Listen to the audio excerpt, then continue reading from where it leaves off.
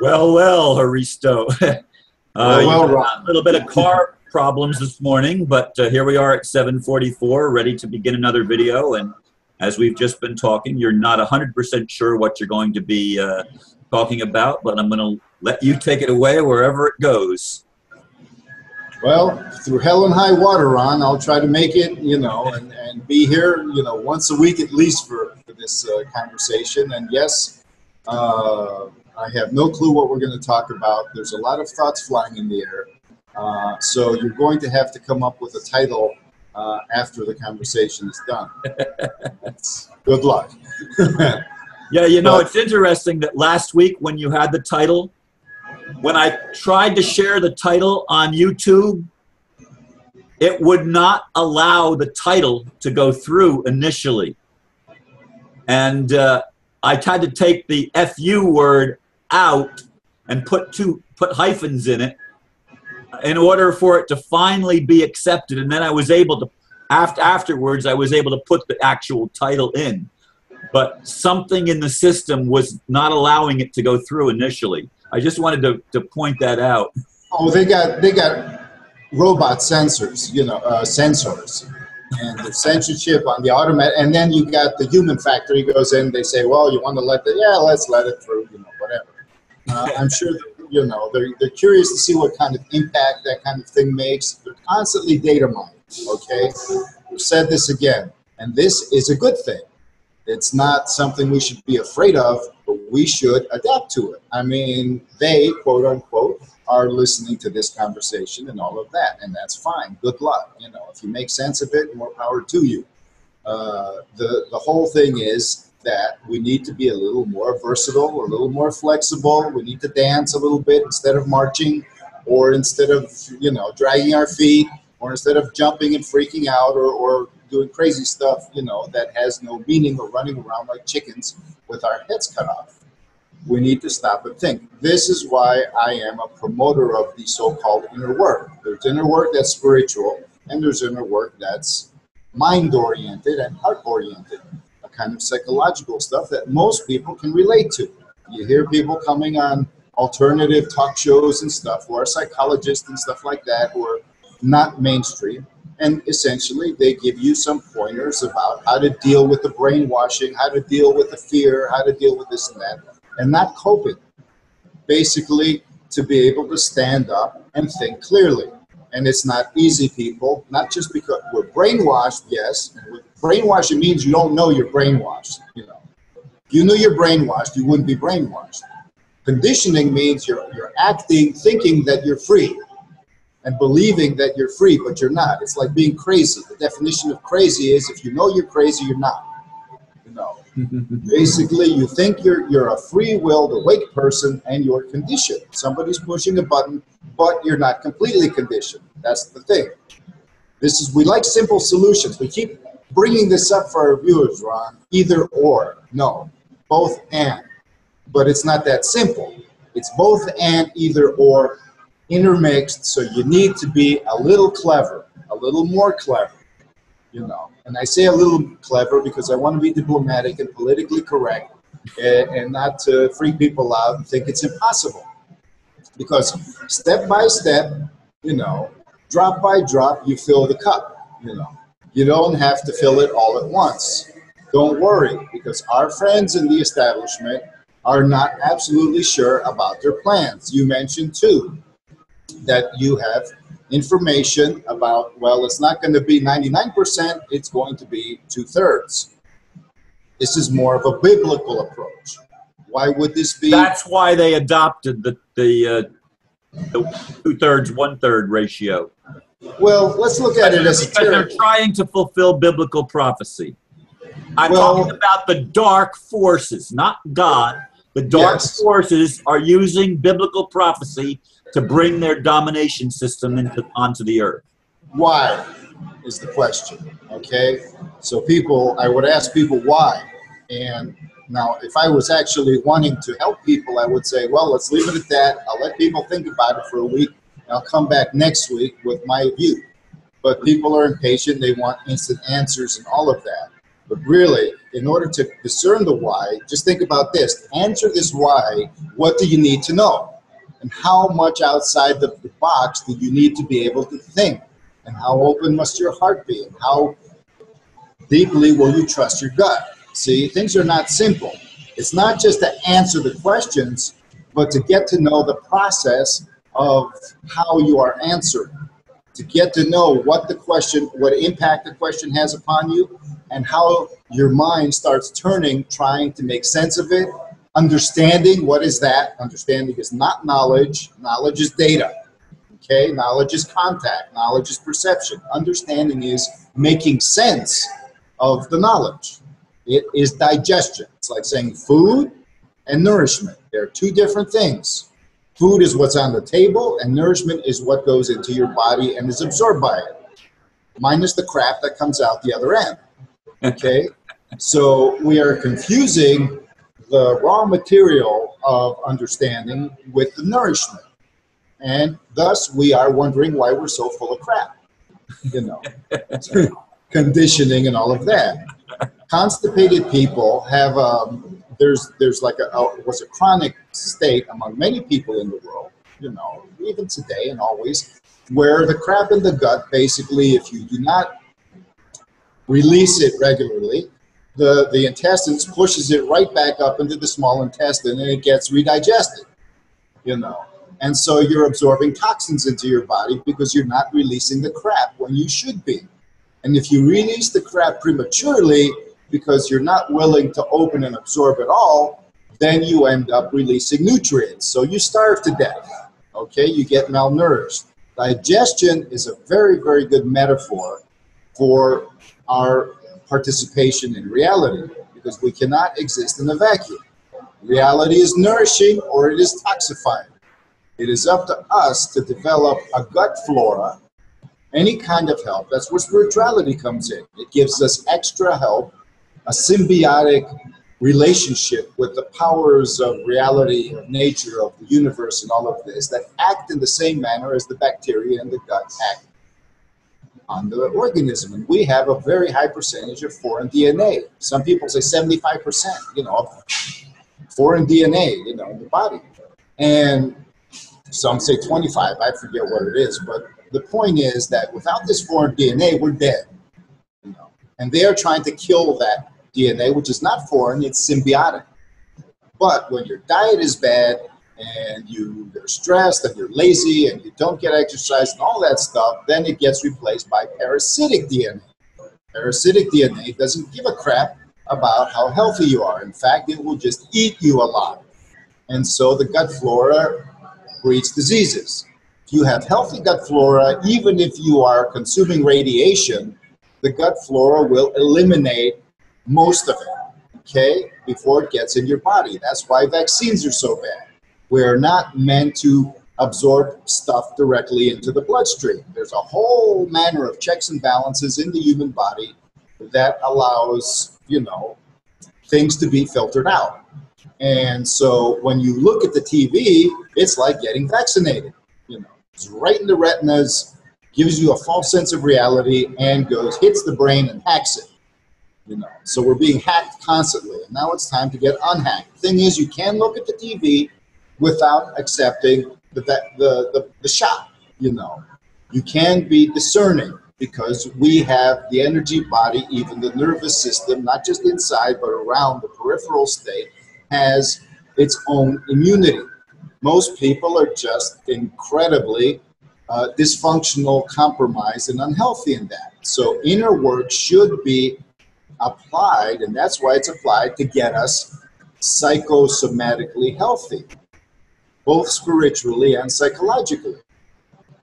And the psychology deals with the mind mostly in programming. Spirituality deals with everything that the establishment will not admit is true about ourselves, our being, okay? So the important thing, when we say inner work, it is not just meditating. When I say inner work, it is not just escapism. It is not just be peaceful and relax. The establishment tells us to be peaceful and relax.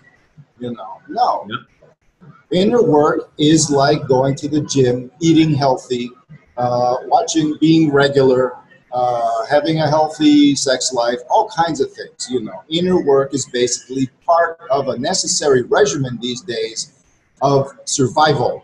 Okay, we're talking about not just survival, but living meaningfully. The two are the same right now. There is no such thing as survival divorced from living meaningfully if you want to be on this planet. And living meaningful in this, well, how can I live meaningfully in this crappy state of affairs? When you stand up and are in integrity and sovereign, it doesn't matter what tyranny surrounds you, you are living meaningfully. Fighting a tyranny is living meaningfully, okay? Standing up and being creative is living meaningfully. But fighting a tyranny the word fighting is misunderstood, just like the word survival. We need to do what the establishment is doing for us. The establishment is redefining our language. The establishment is simplifying our language. The kids today, they're all, you know, truncating words. Everything's an acronym. You know, we all write, how are you? You. Where did YOU go? You know, because when you write the word as you know it, even though it may be contrived in itself, you're ascribing to a thought process of before this soft kill operation escalated, okay? This soft kill operation has now escalated to the point that, as you said, well, 2/3, what does that mean? Well, I'll tell you what I believe the 2/3 means. It means that that's the amount of people you can get in 20 years if you don't have a war or a plague or anything like that on any extreme level. All you have to do is keep poisoning the water, keep beaming electromagnetic toxins in people, keep poisoning the food, and keep people afraid and keep taking their property slowly, which means that keeps everybody else freaked out, okay? And their immune system goes down and their psychic immune system goes down, and you can't, one generation, it's over, because the younger generation then is being controlled by them as they change the laws of propaganda, the rules of socialization. That's what they're trying to do. If you stick everybody in a tyranny and try to kill them all at once, there are too many unpredictable variables. The psychopaths so far didn't care.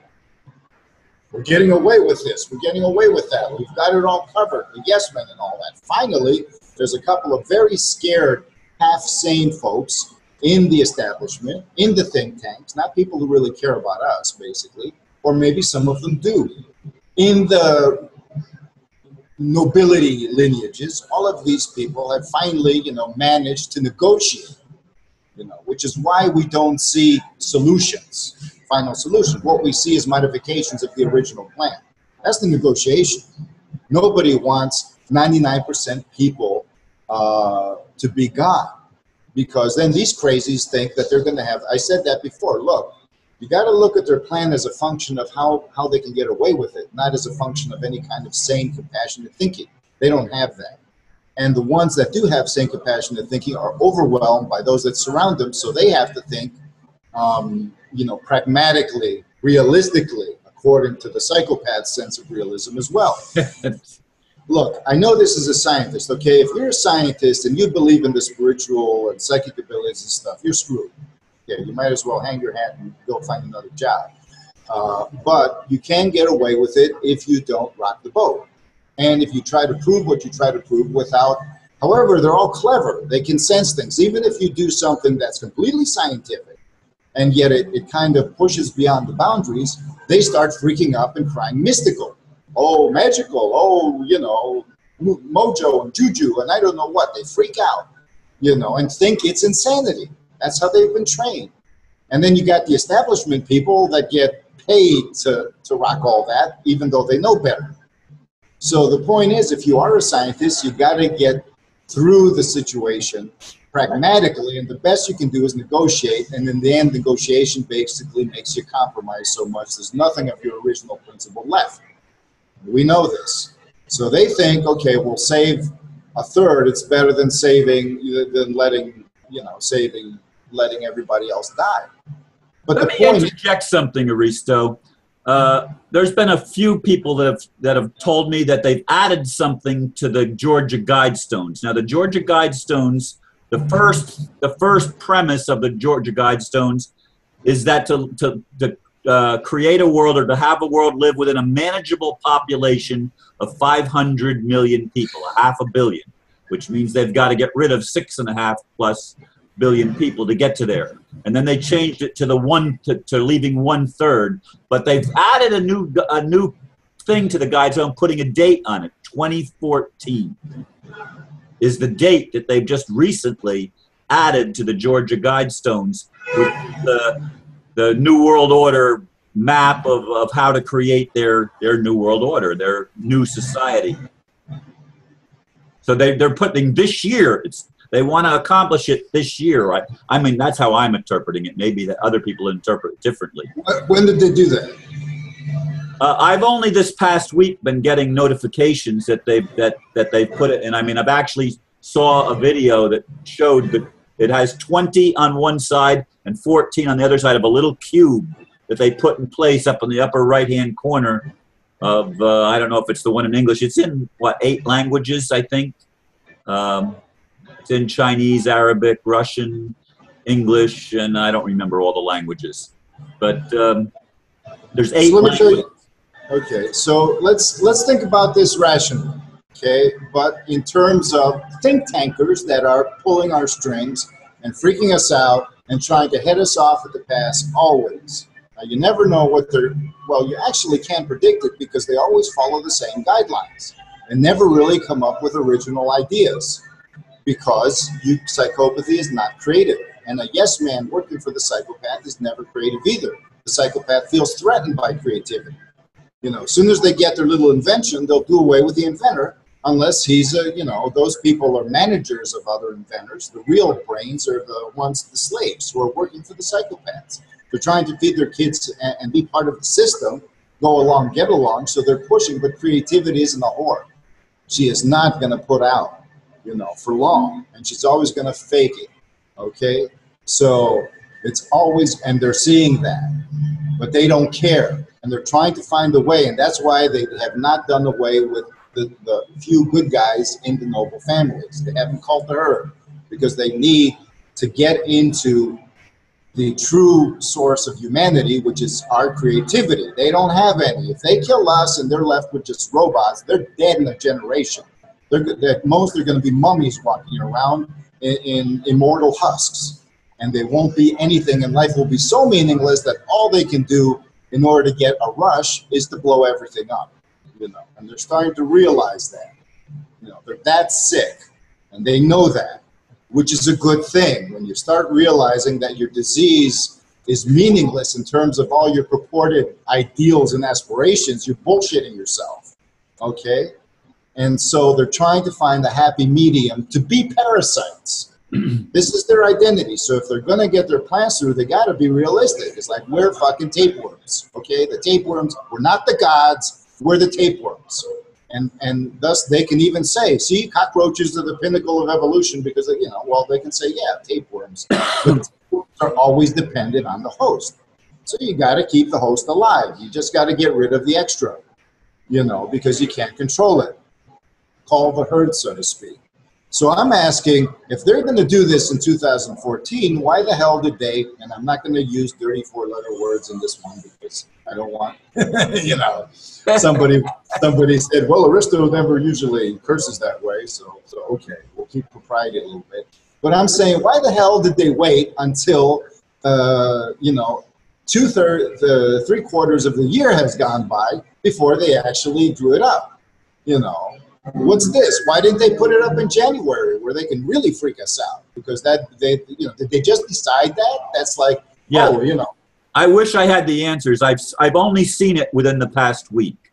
It's been brought to our attention. When it happened, I really don't know. You know, if somebody's stupid enough to fall for that, what they're going to do is have a really bad autumn. What that means basically is that they're not going to be pulling any plugs, because if you look at the media before, the crash is coming, this is coming, the Weimar Republic is coming, World War III is coming, you know, it's constant, and it's coming tomorrow. They had 2012 before, they were, you know, everybody was freaked out, but, you know, and they're not putting up, they're doing it now because things are desperate. They wanted it yesterday.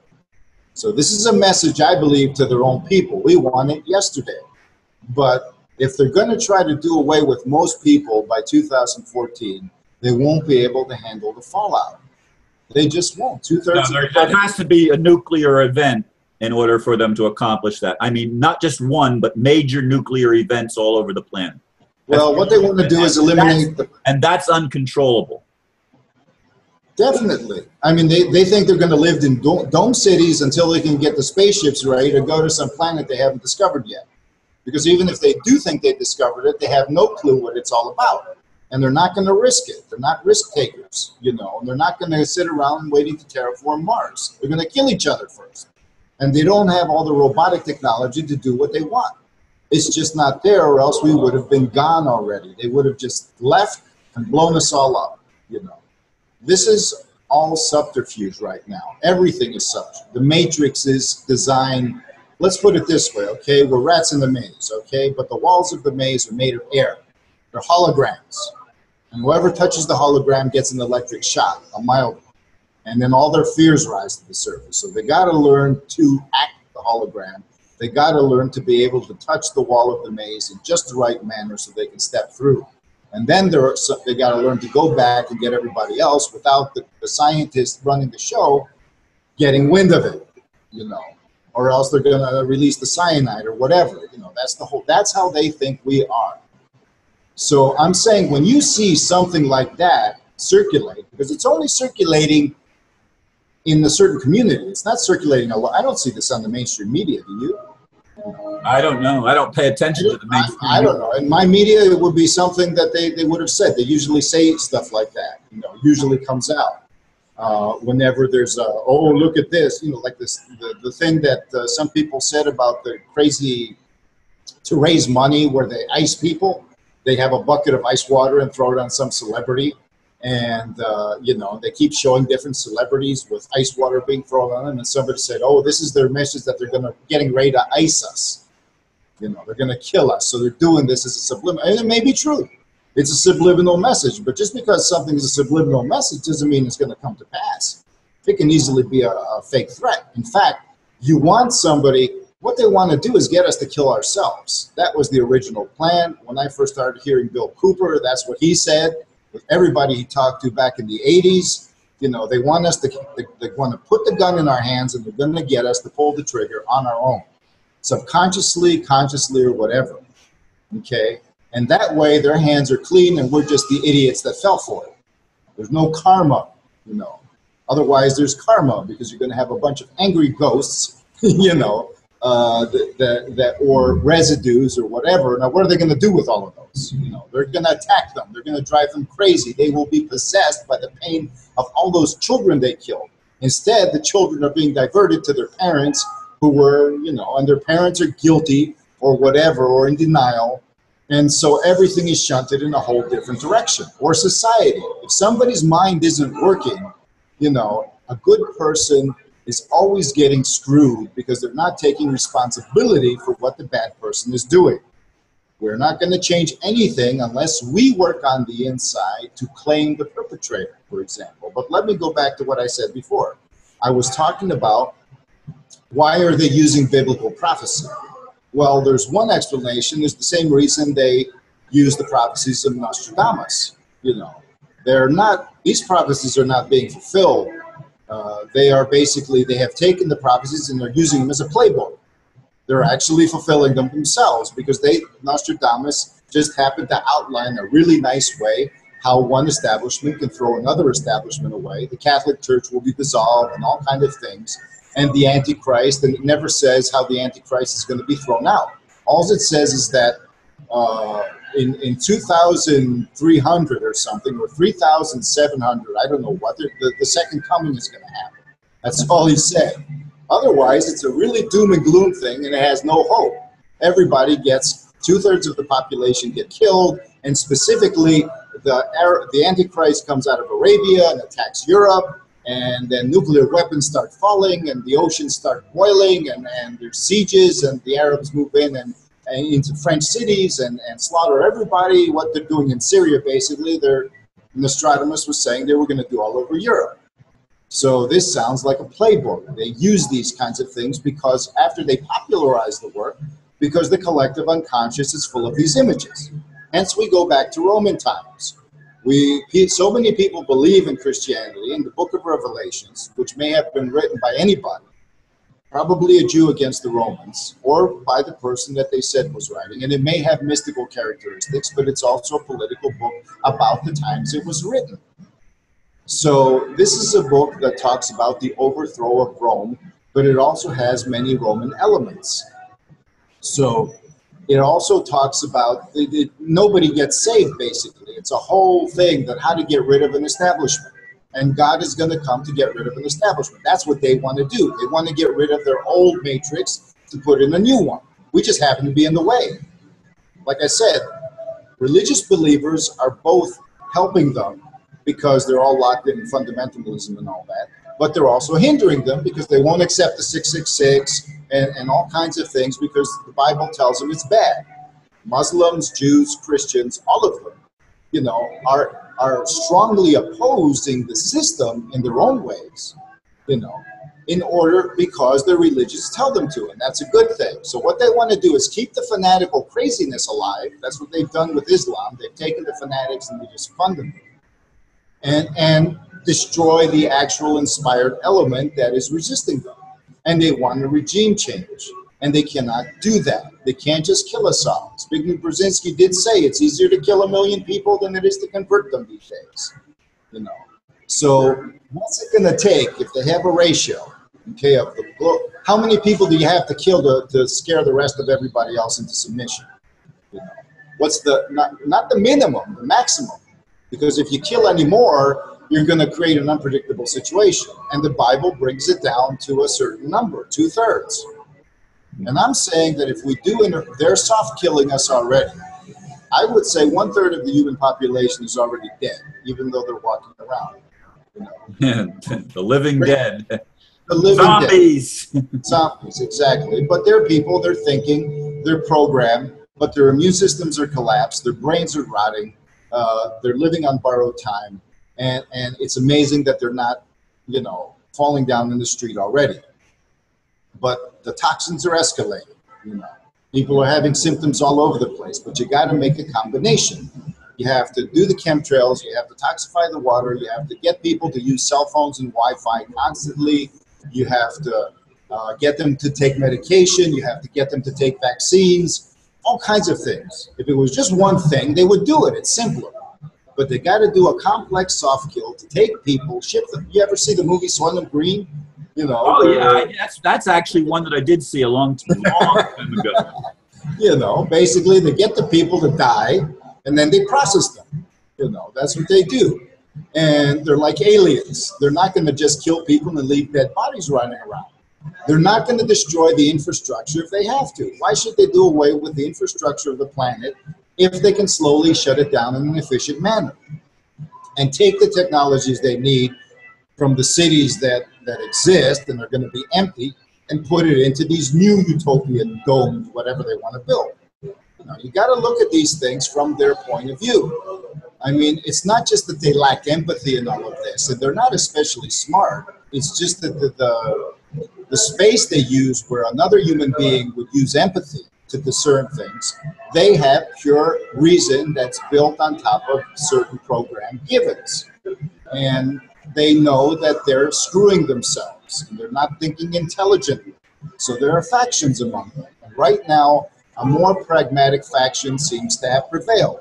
And I believe that because this pragmatic faction has prevailed, all of those people jumping ship, let's say like certain Russian leaders, things like that, who were actually starting to work against them. Certain Chinese leaders are now beginning to come back because they don't want the world to be as it is. They want a new world order, something more efficient, organized, where people will salute and do what they're told for their own good or whatever the case may be, but they don't want the insane, hellish, apocalyptic craziness that the lunatics, the ones who are symptomatic lunatics, because you can have asymptomatic lunacy.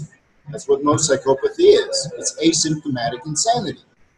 So, you know, that's why it fools people, and they're very adaptive. So they're just saying, in my opinion, look, we're too symptomatic about this. you know, and that's going to create a backlash, and we're not going to support it. We might even support the people against you. We'll see who wins. Let's give it a go, folks. You know, so it's like, okay, we need to all get back on the same page. Cooler heads need to prevail. This is what everybody, Benjamin Fulford was saying. Yes, we're going to do this. The white hat. The white hats are really the asymptomatic lunatics who are thinking more pragmatically and who can actually draw a whole bunch of people to them who are quasi-empathic or scared or whatever. They can draw a third of the population that has the highest IQ and that's more rational and that's more afraid and has no principles because the principles have been conditioned out of them. And they may be obedient or disobedient, but the fact is, in my opinion, that the symptomatic lunatics have not given up. They're just saying, yeah, that's good. You just kill 1/3 first, and then kill another third, and then kill 1/10 of that, and then slowly we'll work it up. You know, they think they can come back and start killing the rest. You can't negotiate with insane people. You know, that's the whole thing. We need to understand. Well, you know, let me say something else too. I mean, here's what I know from talking with the ambassador. Lots of people go to the family for funding. And what they'll do is they'll present a humanitarian goal, quote, humanitarian. And they will convince the family, we're doing this to fight the latest plague or whatever. All right, the family says, okay, we'll give X $100 million to that project. And then what happens, the family notices that all of a sudden, instead of accomplishing the humanitarian goal, they've moved a military operation into the region where they were supposed to be helping. And they've opened the doors to the military. And the humanitarian project becomes a military operation of conquest. And, you know, the family is waking up to what the cabal is doing. I mean, they come dressed up in their suits and ties and with their all planned out, nice, proper plan on how they're going to help humanity, but they never keep their word. I mean, they do not follow through. Let me say two things. If somebody told me this, I have a crap load of money and somebody keeps coming asking for it, and they say they're going to spend it on something, and they spend it on something else, and it happens again and again and again, and they just don't just keep their word. I'm going to say two things. Well, there's two possibilities. Either the family is so naive that I'm just going to say, look, if they want our respect, they better earn it, you know, because if you're that naive or stupid, you can say that word, you know, then what the hell is going on? I mean, what is going on? Because you would have intelligence in that group. You would have evaluators. When I go to a company and I ask to invest, they will research me. They will not just throw money at me, okay? But the only way I can get money without being researched is if I bribe somebody. Now, they have all the money, so they can't be bribed. So what do? Well, you have your own. You have to say, well, when we take over, you'll be the new family. You'll be the new boss. You'll be the new thing.